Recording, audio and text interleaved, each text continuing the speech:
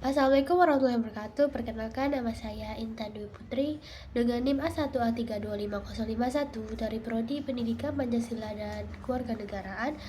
Video ini saya buat untuk memenuhi tugas mata kuliah multikultural. Kali ini saya mau bahas sebuah buku yang menurut saya menarik banget, terutama buat kita yang peduli sama dunia pendidikan dan budaya Indonesia.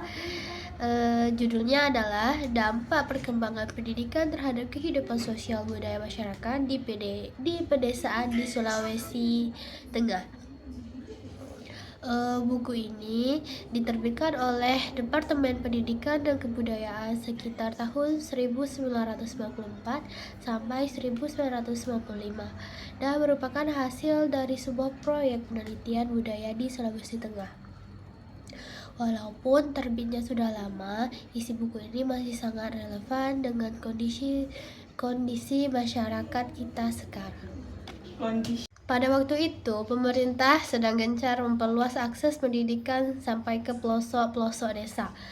Sekolah mulai berdiri di tengah daerah pedesaan, dan anak-anak mulai punya kesempatan belajar yang sebelumnya tidak mereka dapatkan.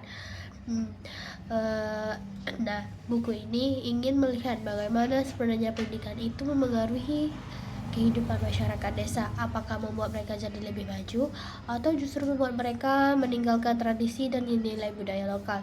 Untuk menjawab pertanyaan itu, tim Direktur Sejarah dan Nilai Tradisional melakukan penelitian langsung di berbagai desa di Sulawesi Tengah.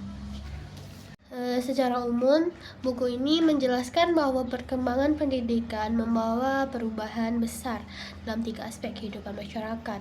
Yang pertama, pola pikir dan nilai sosial. Dulu masyarakat desa banyak berpikir berdasarkan kebiasaan turun-temurun, tapi dengan pendidikan mereka mulai berpikir lebih rasional dan terbuka terhadap hal-hal baru. Contohnya, banyak orang tua yang dulunya ingin anaknya cepat kerja di sawah atau ladang, kini mulai menyadari pentingnya sekolah untuk masa depan anak-anak mereka. Yang kedua, struktur sosial masyarakat. Sebelum pendidikan berkembang, status sosial biasanya ditentukan oleh keturunan atau kekayaan tanah. Tapi setelah pendidikan masuk, ukuran status sosial mulai tergeser oleh yang berpendidikan lebih dihormati dan sering dijadikan panutan di masyarakat karena dianggap bisa membawa kemajuan bagi desa. Yang ketiga, pengaruh terhadap kebudayaan dan tradisi lokal. Pendidikan memang membawa kemajuan, tapi juga menimbulkan tantangan. Beberapa tradisi dan nilai lama mulai berkurang karena dianggap tidak sesuai dengan zaman modern. Namun di sisi lain, pendidikan juga membantu masyarakat mengenal budaya nasional dan memperkuat rasa cinta tanah air. Jadi ada dua sisi, ada perubahan positif tapi juga ada risiko hilangnya sebagian nilai budaya sosial.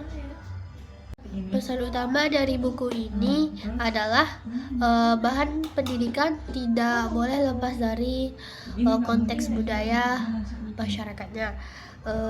Kalau pendidikan hanya berfokus pada hal-hal akademisi tanpa memperhatikan nilai-nilai lokal, maka masyarakat bisa kehilangan identitas kebudayaan atau identitas budayanya.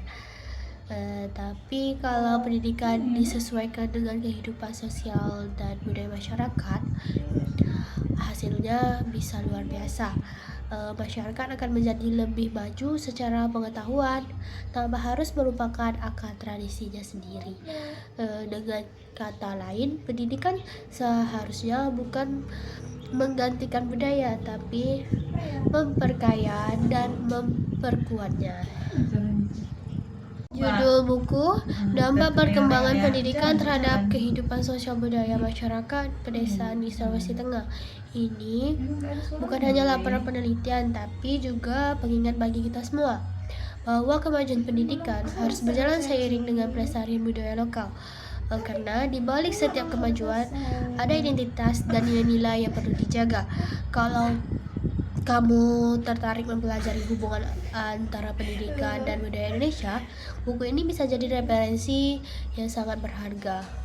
Sederhana, tapi penuh makna.